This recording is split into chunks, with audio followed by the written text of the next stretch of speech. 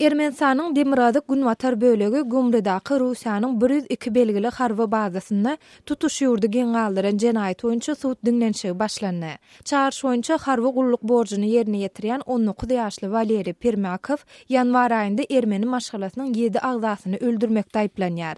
Emma bu suwt işini ýagny Russiýanyň harby suwdunda gullukdan gaçmak, ýaraglary harby bazadan owurlamak we ony bikanun gümrä äkitmek aýplamalaryna serediler.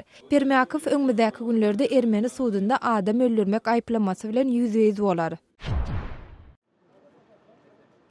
Qırgızstan bilen Gazagstanyň arasyndaky Akçol serhet geçerlisinde Bişkegiň Ewraziýa ykdysady bileşigine goşulmagyny belläp resmi dawaralar geçirildi. Iki ýurdun araçaýyndaky serhet kapylary simbolik ýagdaýda açylanmahaly dawara gatnaşanlar el çarpdylar. Qırgız-Gazak serhedindäki 8 sany barla gözükçülük nokudundaky gümrük barlaglary hem ýatyryldy. Ewraziýa ykdysady bileşigi 2014-nji ýylda Russiýa, Belarus we Gazagstan tarapyndan döredilipdi. Ermenistan hem bu bileşigi goşuljakdygyny ma'lum etdi.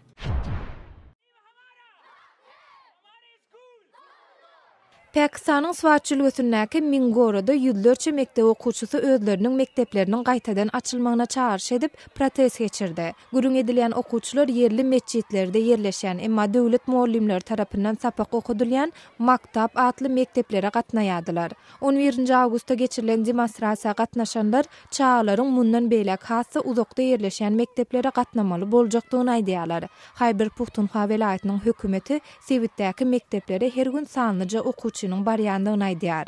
Siz Azatlyk radiosynyň şunkü täzelikleri bilen tanış bolňyz.